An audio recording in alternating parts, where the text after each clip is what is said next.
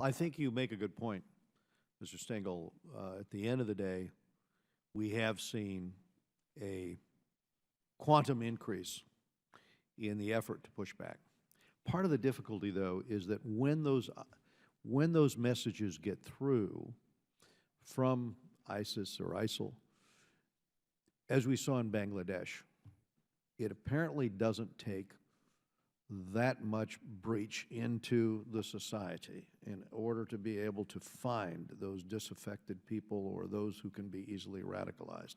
So even though we are mounting a more aggressive counteroffensive, we still find the effectiveness of their ongoing drumbeat. And the reason for the hearing is to look at how we might better be able to counter in real time, as I discussed, the new programming that can be done on software that takes their sites down automatically. That's worth looking at. Some of the concepts that you and I have talked about, engaging the tech sector in this. We've both had these conversations out in Palo Alto with allies in this effort who would like to be part of the solution, with advertising firms or with Hollywood or with others who have have experience with writing a narrative or a counter-narrative in order to offset ideology which is extremist. So how can some of these come into play, I would ask? How do we reach out also to foreign media outlets? Are they receptive to running content on our behalf? Thank you, Mr. Chairman. I share your concerns about this. And I want to talk first about what you said about that their messaging is getting out there and it's being effective. I think there, again, there's a misnomer about what they are doing. That somehow ISIL's messaging is so diabolically clever that they're taking nice young Muslim boys and girls and turning them into foreign terrorist fighters. That is not the case. They are tapping into an already existing market of grievance and unhappiness that is throughout the Arab and Muslim world. They're sometimes pushing on an open door. Not only that, they're targeting young men and young women who have mental illness and who are psychotic. That's what we've seen in these so-called lone wolf cases. So it's not so much that their messaging is so special and so good, it's that they're tapping into a market that already exists. I, too, share your belief, Mr. Chairman, that ultimately when we win this information war through credible voices, through third parties, through Hollywood, through the kind of content that people who reject ISIL's dark ideology, and that is happening. I mean, as you know, I went out to California recently. We had a meeting with the Sunnylands, with content providers from the Middle East and from Hollywood. We came up with an idea of a virtual writers' room where we helped them with their narratives, a film festival. I took the secretary out there. We met with the heads of all the major studios. As someone said, we've never been in the same room before except at the Oscars. So we're trying to enable that. And I think using software, as you mentioned, the tech companies have been actually very, very diligent, very, very aggressive in this area, taking down content. Twitter itself said recently they've taken down more than 125,000 handles. They are all out there taking content off their platforms. Yeah, yeah.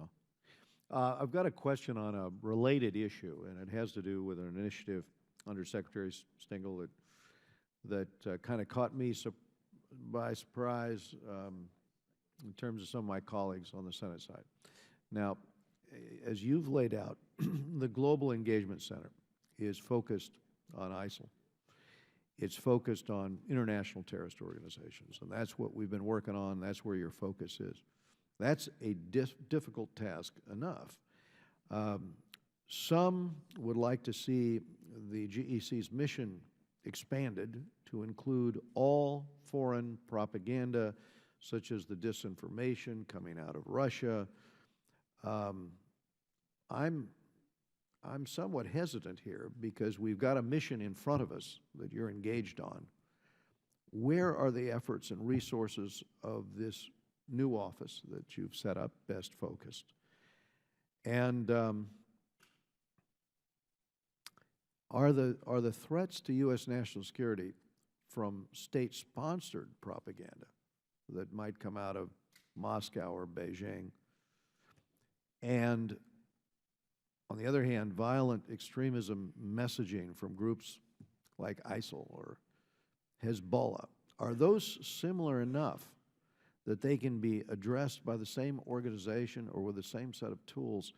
If not, which federal agency should lead in responding to each of these challenges? To me, they seem very different. But I would ask you, between your office at the Department of State, the Global Engagement Center, and the Broadcasting Board of Governors, which organization has the lead in communicating with foreign audiences, and how are policy messages communicated to each? This gets into my question about this suggested alternative that has been put out there.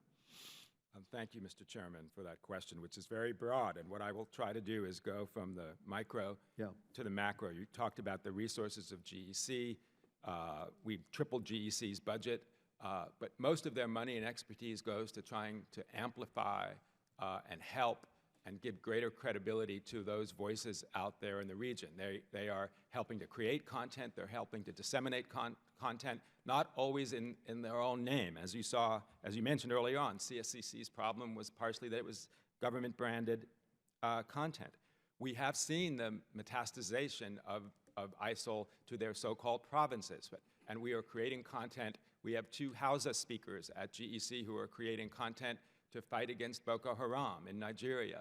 So we see this growth of the digital caliphate to the provinces, and we're combating that too. So you mentioned this idea of a larger disinformation center. I mentioned this rise in disinformation around the world as a problem. I think it's an interesting idea. I think sometimes people think because disinformation is on the same platform that all disinformation is equal. I don't think that's the case. I think what Russia is doing is different than what ISIL is doing. I think it's an interesting idea to explore for the next administration, and where that would live, I'm not sure. But I do feel that in our public diplomacy realm, between the GEC, between the BBG, which you have been so supportive of, we have a kind of big battalions of people that can help. I have 700 public affairs officers around the world. Our posts help with all of these things too. So it's a very good question, and one that I'm happy to continue talking to you about.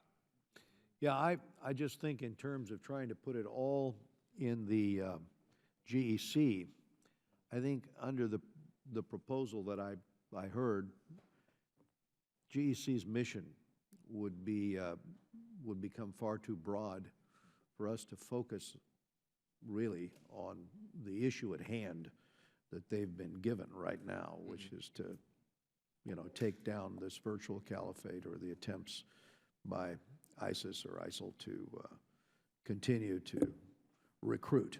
So, but I appreciate your thoughts on it, and I should turn to Mr. Elliot Engel of New York. My time has expired.